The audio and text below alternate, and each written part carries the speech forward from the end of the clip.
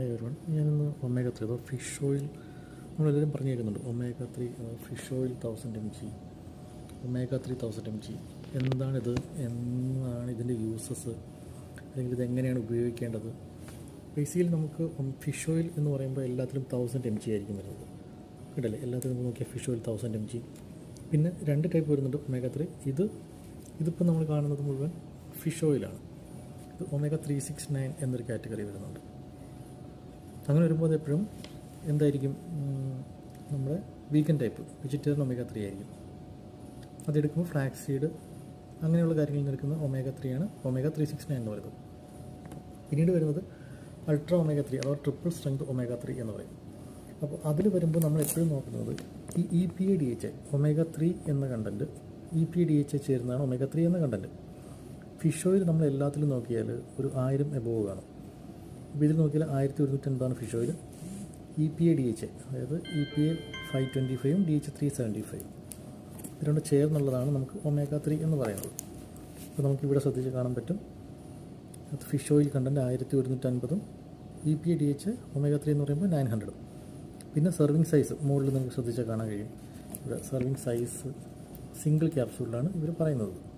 നമ്മളെപ്പോഴും ഇങ്ങനെയുള്ളൊരു type fish ഓയിൽസാണ് എടുക്കേണ്ടത്, അതാണ് ഒമേഗ 3 ആണ് എടുക്കേണ്ടത്. ഇപ്പോൾ ഈ ഫിഷ് ഓയിലുകളിലൊക്കെ നമ്മൾ ശ്രദ്ധിച്ചാൽ നമുക്ക് മനസ്സിലാക്കാൻ കഴിയും. ഇതിൽ നമുക്ക് നോക്കിയാൽ ഫിഷ് ഓയിൽ കണ്ടൻറ്റ്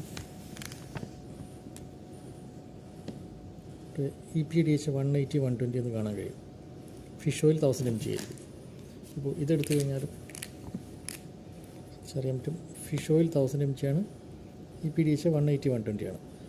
നമ്മളെപ്പോഴും നോക്കേണ്ടത് ഫിഷ് ഓയിൽ കണ്ടൻ്റ് അല്ല. ഫിഷ് ഓയിൽ കണ്ടൻറ്റ് 1000 mg ആയിരിക്കും. പക്ഷെ നമ്മളെപ്പോഴും EPA DHA എന്ന കണ്ടൻറ്റ് ഒരു 800 to 1000 അതാണ് ഐഡിയലി ഒരാൾ കൺസ്യൂം ചെയ്യുന്ന പെർ ഡേ റിക്വയർമെൻറ്റ്, RDA എന്ന് പറയും. പിന്നെ ഫിഷ് ഓയിൽ കൺസ്യൂം ചെയ്യുമ്പോൾ അതായത് ഒമേഗ 3 ഇത് നമുക്ക് കൺസ്യൂം ചെയ്യാം. ഈ പറഞ്ഞ ഫിഷ് ഓയിൽ നമുക്ക് കൺസ്യൂം ചെയ്യാവുന്നതാണ്.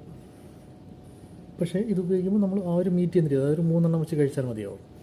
പിന്നെ എപ്പോഴും ഫിഷ് ഓയിൽ അഥവാ ഒമേഗ 3 കഴിക്കേണ്ടത് നൈറ്റ് കിടക്കുന്നതിന് തൊട്ട് മുമ്പ്, ആഫ്റ്റർ ഫുഡ് ബിഫോർ ബെഡ് എന്നാണ് അതിൻ്റെ ഒരു കൺസിസ്റ്റൻസി.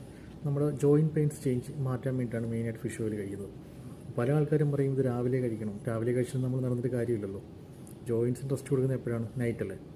അപ്പോൾ ഇത് നൈറ്റ് കഴിക്കുക, ഈ ഒരു കണ്ടൻറ്റുള്ള ബ്രാൻഡ്സിൻ്റെ മേടിച്ച് കഴിക്കുക. അല്ല, ഈ കണ്ടൻ്റ് ആയാലും കുഴപ്പമില്ല, പക്ഷേ അത് നമ്മൾ റിക്വയർഡ് എമൗണ്ട് 3 വെച്ച് കഴിക്കുക.